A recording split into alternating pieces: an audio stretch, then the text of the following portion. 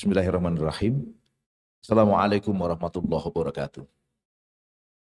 Alhamdulillahirabbil alamin. Alhamdulillahilladzi hadana lihada wa ma kunna linahtadiya laula an hadanallah. Asyhadu an la ilaha illallah wa asyhadu anna Muhammadan abduhu wa rasuluh. Allahumma shalli wa sallim wa barik ala Muhammad wa ala ali Muhammad. Oh, ada ininya ya. Alhamdulillah gitu. Izin ya, Pak Marwan, untuk berdiri di sebelah. Izin tak? Ini menarik sekali tadi yang disampaikan Bang Marwan. Tapi di belakang nanti sedikit kita mungkin bisa berdiskusi, Bang, tentang pasal 33. Ini penting sekali menurut saya. Ya, baik. Saya izin Bapak-bapak sekalian untuk menyampaikan beberapa poin. Mungkin beliau menyampaikan ke tataran perundang-undangan. Saya akan melihat pada tataran praktis apa yang sebenarnya terjadi di lapangan. Mungkin tidak semua hal akan coba bisa saya paparkan, tapi paling tidak saya akan ambil yang terbaru-baru. Yang terbaru-terbaru, pokoknya yang jadi isu-isu terbaru, saya coba akan lemparkan di forum yang baik ini. Ini kalau nyeklekin ininya yang mana, Dek? Nggak hafal saya ini. Klik yang anu ya, terus yang atas ya. Yang atas, yang anu lampu yang mana? Oh itu ya, oke. Yang atas tuh yang ini. Belum mau? Belum mau pindah? Oh, udah. Oke. Baik. Jadi pertama, bahwa Indonesia itu memang mega diversitas dengan sebuah kekayaan sumber daya alam yang begitu sangat melimpah di berbagai hal. Baik tadi minerbannya, migasnya, kemudian energi-energi yang mungkin menghasilkan listrik dan lain sebagainya. Dan secara kesimpulannya saya letakkan di depan, tata kelolanya gagal. Kenapa gagal? Paling tidak ada beberapa aspek yang bisa kita lihat. Satu, kerusakan ekologis yang nanti akan berpengaruh pada konteks konflik agraria. Kemudian ketimpangan sosial dan ekonomi. Maraknya korupsi dan pendanaan politik dari sektor sumber daya alam ini. Kemudian lemahnya hukum dan tumpang tindih kebijakan. Ini bacaan kira-kira yang akan kita coba lihat satu persatu. Kemudian, pertama kerusakan ekologis. Ini menurut saya pada kondisi yang cukup sangat parah. Pertama yang bisa kita lihat, hingga 2023 itu tercatat 3,5 juta hektar lahan rusak. Ini clear. Dan menurut data Global Forest itu 650.000 hektar hutan per tahun itu mengalami deforestasi, ya, dalam 2 dekade terakhir ini. Jadi jumlahnya sangat besar. Dan mari kita lihat bersama, ini yang terbaru, yaitu di Indonesia WDB Industrial Park yang ada di Halmahera. Ini merupakan proyek strategis nasional di masa Pak Jokowi. Dia baru masuk sekitar tahun 2016.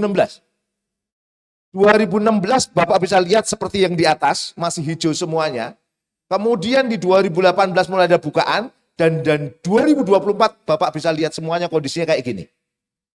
Dan WDB Industrial Park ini yang akan saya lihatkan satu persatu karena ini yang paling terbaru, penelitian Juni 2025 dikeluarkan. Lanjut. Dan kalau bicara deforestasi, pembukaan lahan gede-gedean itu pada zaman siapa? Bapak bisa lihat bersama. Pak Gus Dur ini hanya baru setahun, Megawati malah nggak terlalu, SBY naik, ya yang paling gede di zaman ini.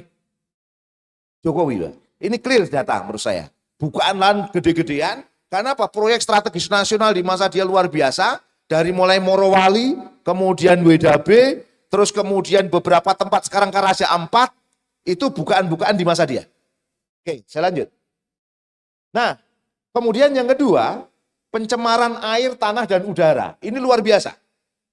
Saya akan lihatkan dari beberapa aspek. Yang saya melihat hampir, satu perjalanan saya dari mulai Kendari, kemudian ke Konawe, Konawe masuk ke Morowali, Morowali ke Sulawesi Tengah, sampai ke wilayah Sorowako, kemudian melebar ke Halmahera.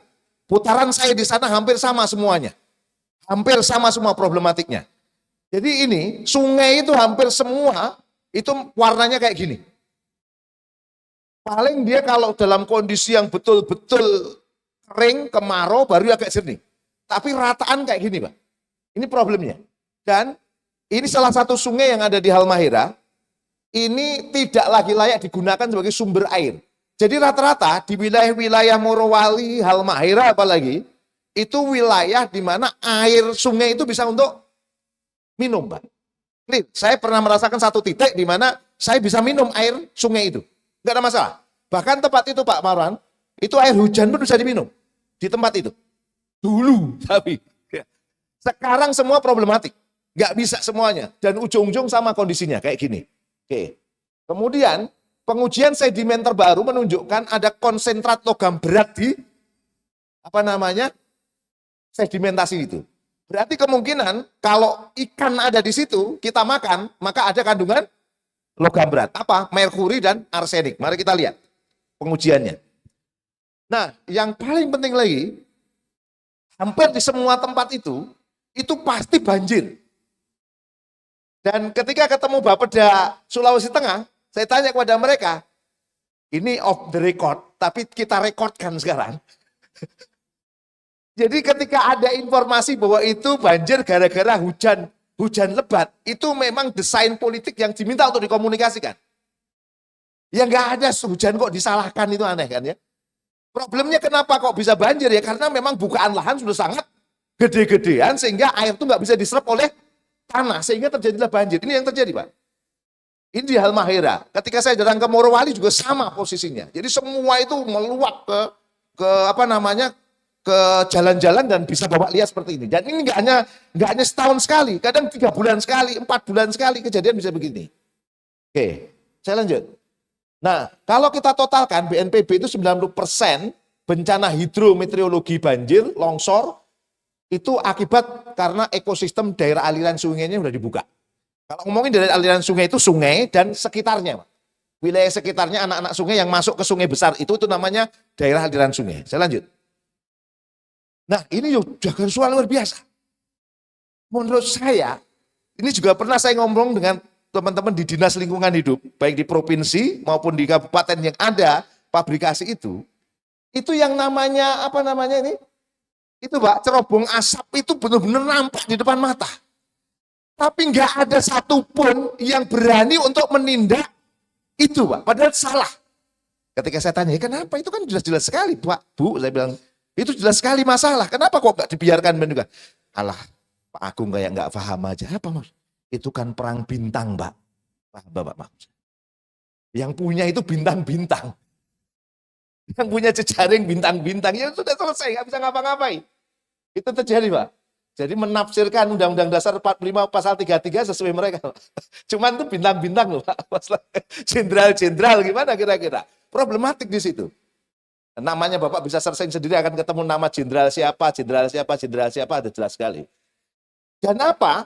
Begitu emisi, penelitian ditemukan bahwa ISPA itu problematik. Jadi anak-anak rata-rata sakit ISPA itu biasa. Teman saya kemarin berangkat ke wilayah WDB untuk penelitian di wilayah situ, berangkat dengan kondisi seadanya. Enggak bawa persiapan vitamin macam-macam, pulangnya langsung tepar, Pak. Kenapa? Karena kondisi sudah parah sekali. Kondisi itu udah debu itu di mana-mana, asap di mana-mana, mangan gorengan dicampur asap itu, Pak. Luar biasa itu. Itu yang terjadi, problematik. Terus kemudian, nah ini yang menarik. Ini diambil sampel darah pada penduduk di beberapa titik.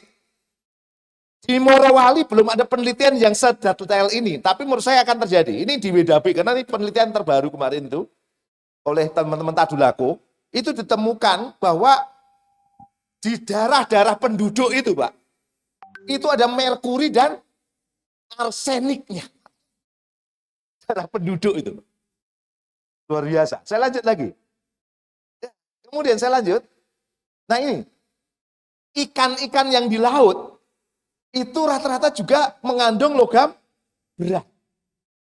Konsentrasi arsenik dalam daging ikan di Teluk Weda pada tahun 2024 meningkat pesat dengan temuan terendah 20 kali lebih tinggi dibandingkan tahun 2007.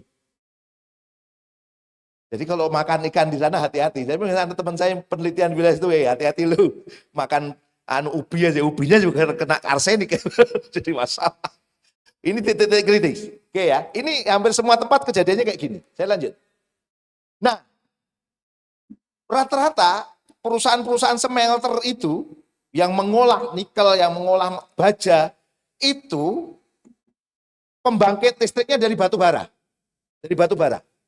Nah, batu bara itu mengangkut batu baranya itu kadang-kadang nggak memperhatikan lingkungan, terkecer-kecer di pinggir-pinggir sungai ini, Pak. Akhirnya apa? Batu bara itu ngotori pantai yang terjadi. Dan ini ditemukan kayak gitu. Warnanya hitam. Nah, ini problematik berikutnya. Kita lanjut. Nah, ini yang parah lagi. Bapak bisa lihat di sini. Ini wilayah reklamasi. Di pinggir pantai ini direklamasi. Untuk apa? Untuk membangun bandara ini, Pak. Bandara ini bandara khusus, eksklusif. Nggak boleh dilewati oleh siapapun.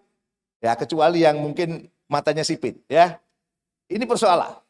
Nah, yang menarik di sini, ini direklamasinya pakai apa? Pakai limbah slag nikel dan limbah batu bara. Limbah dipakai untuk apa namanya, madetin tanah wilayah situ. Kira-kira ketika kesapu oleh air, lari nggak ke sana, Pak, sebagian, Pak? Lari, sehingga limbah-limbah itu lari semua ke laut juga. Ini parah sekali menurut saya. Udah luar biasa, Pak. Sehingga masyarakat di situ itu udah nggak mampu lagi untuk berbuat apa-apa. Bahkan sekarang dikembangkan isu mereka akan direlokasi. Bukan pabriknya yang dipindahkan, tapi orangnya yang dipindahkan. Rencananya. Masya Allah. Lanjut. Saya lanjutkan. Ini yang di Bahodopi, saya yang Bahodopi, Morowali sekitarnya nggak punya gambaran terlalu panjang kalau saya sampaikan ini, tapi intinya nggak jauh beda dari apa yang saya sampaikan di Widabi tadi. Kemudian ini yang di Papua, sama juga. Papua itu tiling-tiling freeport itu juga persoalan di dalam konteks apa namanya sedimentasi dan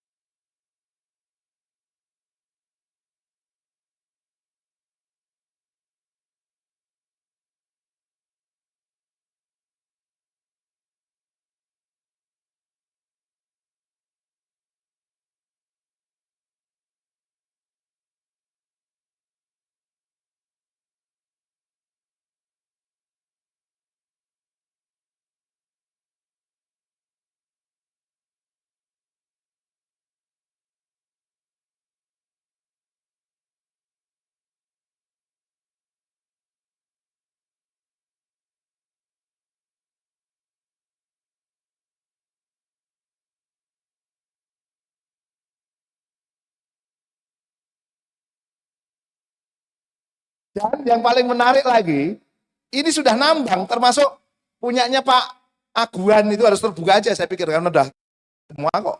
Yang direkturnya Pak Freddy Numberi, Pak Nono yang PIK, yang bosnya PIK itu di sana punya PT, satu PT dan itu juga dikirim ternyata ilegal pun dimakan oleh smelter yang ada di WDB itu, Pak.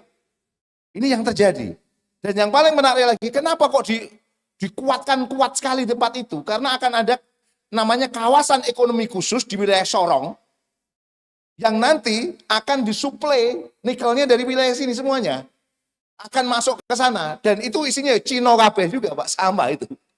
Jadi smelter itu dibangun oleh grup Cina dan akan disuplai dari tempat-tempat ini. Kalau kemarin nggak diramaikan mungkin selesai semua ini, Pak. Kalau nggak rame ini ya, untungnya rame. Nah, lanjut. Ini gambarnya secara umum ya, jadi pulau-pulau Raja Ampat itu. Nah, yang menarik di sini, ini yang saya bilang Pulau Kawi tadi ya.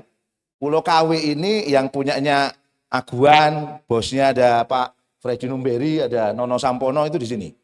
Nah, yang menarik Pulau Gak ini, Pak Marwan, ternyata Pulau Gak ini jadi gini, yang paling ramai kemarin bolehkan terus itu, Pulau Gak itu luasnya kurang lebih 6.000 hektar.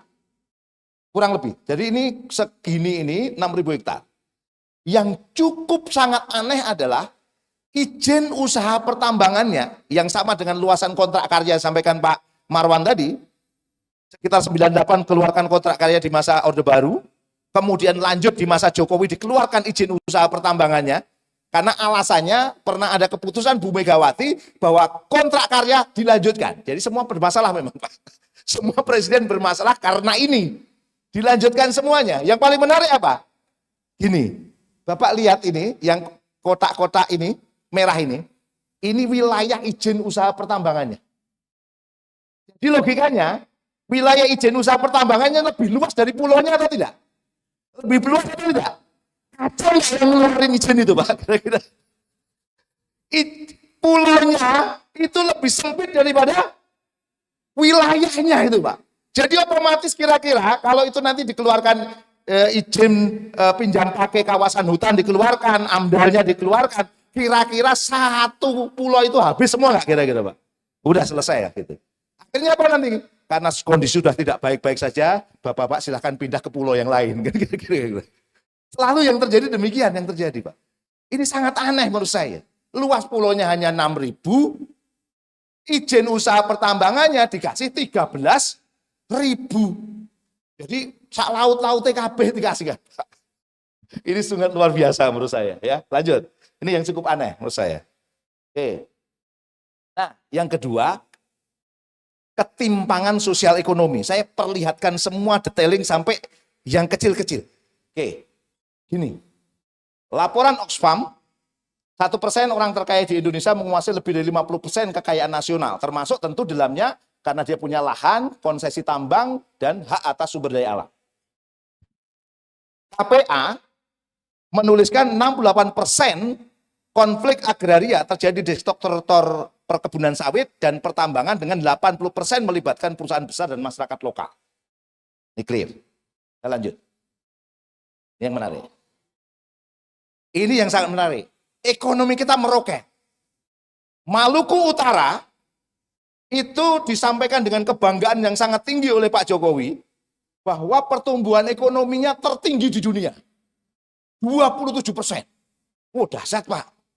Tidak ada negara yang pertumbuhan ekonominya sedahsyat itu. 27%. Dari mana dia dapat pendapatan setinggi itu? Tambang, mana lagi? Ya, pertambangan yang paling menyuplai duit paling besar. Cuman itu dirasakan nggak oleh masyarakat. Mari kita lihat. Laporan Bank Indonesia menyebut pertumbuhan ekonomi yang 2023 menjadi turun sedikit dari 20% tinggi, angka kemiskinannya meningkat drastis. Aneh kan? Pertumbuhan ekonominya naik, kemiskinannya meningkat. Coba tidak apa? Harusnya pertumbuhan ekonomi naik, kemiskinan berkurang. Nah, ini pertumbuhan ekonomi naik, kemiskinan ikut naik. Berarti apa? Pertumbuhan 27% itu bukan untuk rakyat, takbir. Nah, oke. Nah, ini yang sangat penting menurut saya. Oke ya, pertumbuhan ekonomi orang miskin tambah banyak. Oke. Nah, ini yang menarik, Pak. Morowali. Morowali itu di 2024 16,26%. Ketika COVID, setelah COVID, pasca COVID sedikit, itu bahkan 18%. Saya dapat angkanya. Saya langsung ketemu Bapedanya di sana, berapa pertumbuhannya? 18%. Cuman apa? Sekarang 18% dari mana? Tambang. Terus, kalau pertumbuhan ekonomi itu kita letakkan orang per orang dibagi roto, dibagi roto Pak ya, itu per kepala per tahun 1 miliar. Per kepala per tahun 1 miliar. Berarti sebulan berapa? 83 juta. 83 juta per orang per bulan. Jadi kalau panjenengan punya istri 1, jangan 2 ya.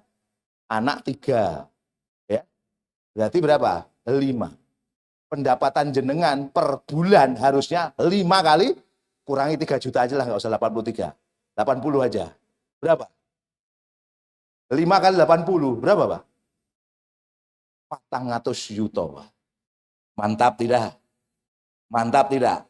Tapi jenengan tanja orang Morowali yang pendapatan segitu berapa? Mong kosong. Nggak ada Pak. Terus itu uang kemana larinya? Berarti hanya ke segelintir kalangan yang memiliki konsesi-konsesi tambang. Oh, takbir ini, lagi ini Pak. Oke ya, saya lanjut. Nah, ketimpangan ini saya lompat aja. Pokoknya intinya ketimpang lah gitu Pak. Nah, yang paling parah ini. Terus terang ini enggak pernah ada dalam diskusi-diskusi, nggak pernah diobrolin. Tapi clear ketemu Pak. Clear ketemu. Apa yang terjadi? Orang itu gagap mata pencahariannya setelah itu. Kebunnya sudah dijual. Dan rata-rata masyarakat kita itu sangat lemah manajemen uang.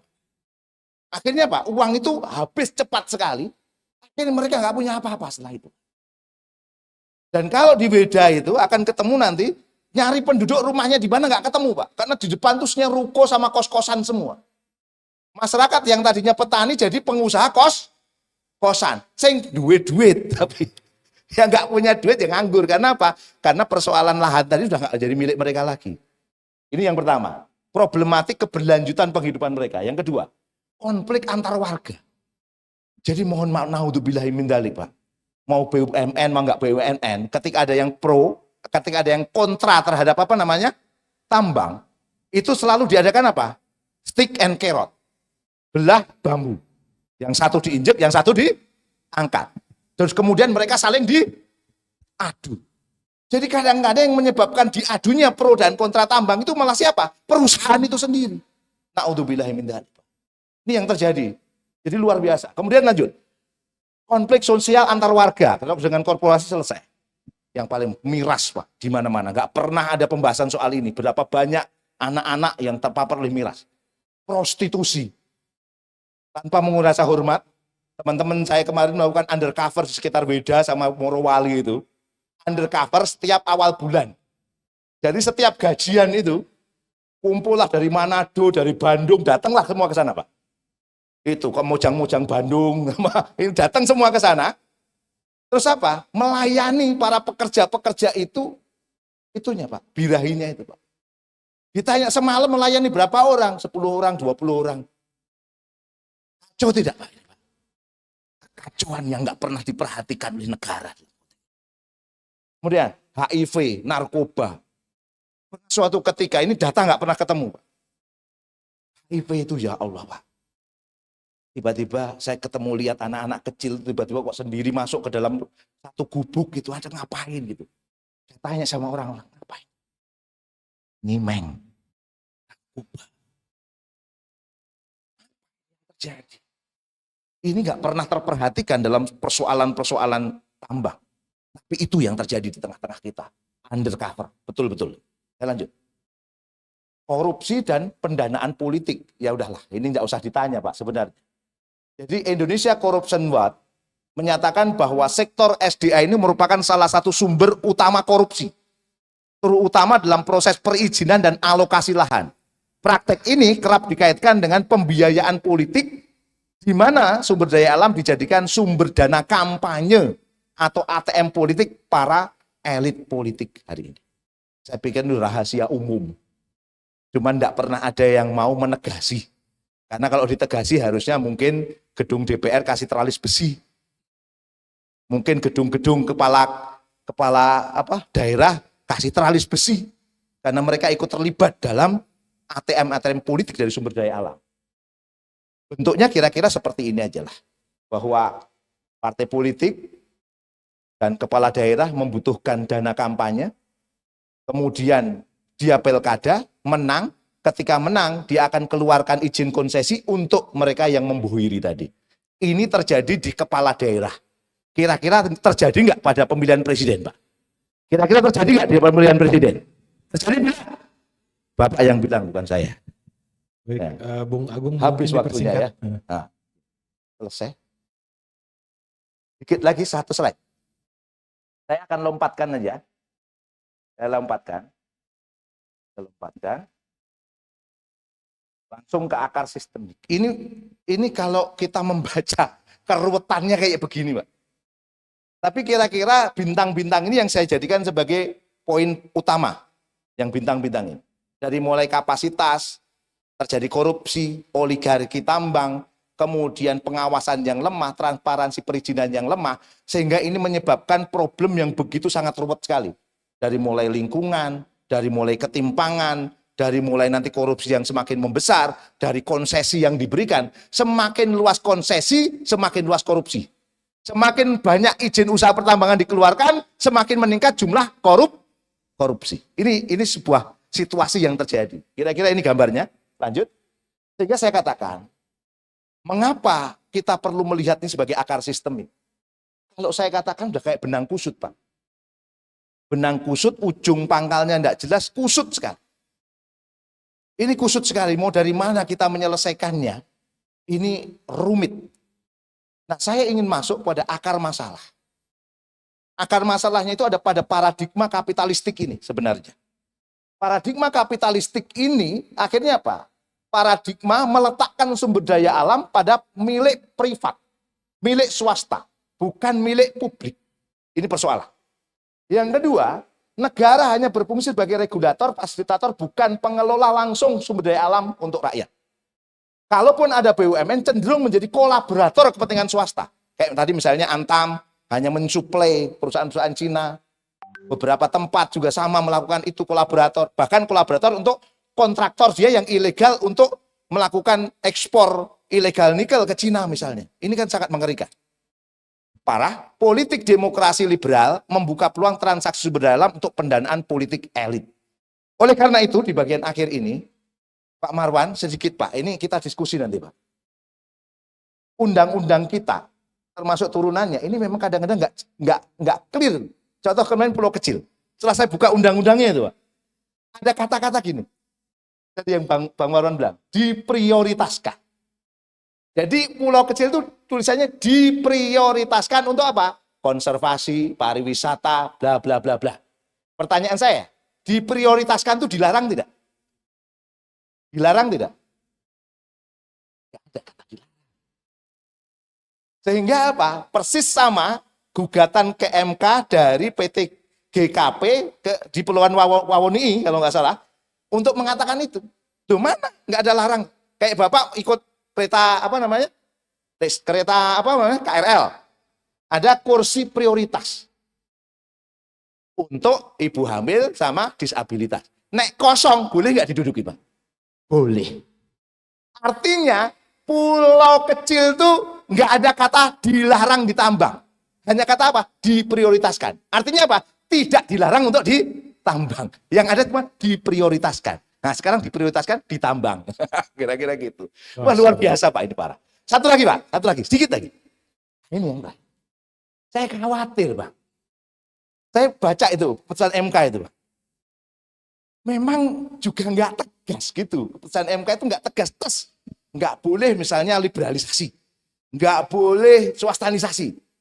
Ditulis di situ, boleh liberalisasi, boleh diberikan pada investor tambang-tambang itu. Tetapi negara tetap mengendalikan dan demi kemakmuran rakyat. Itu masalahnya, Pak. Artinya apa?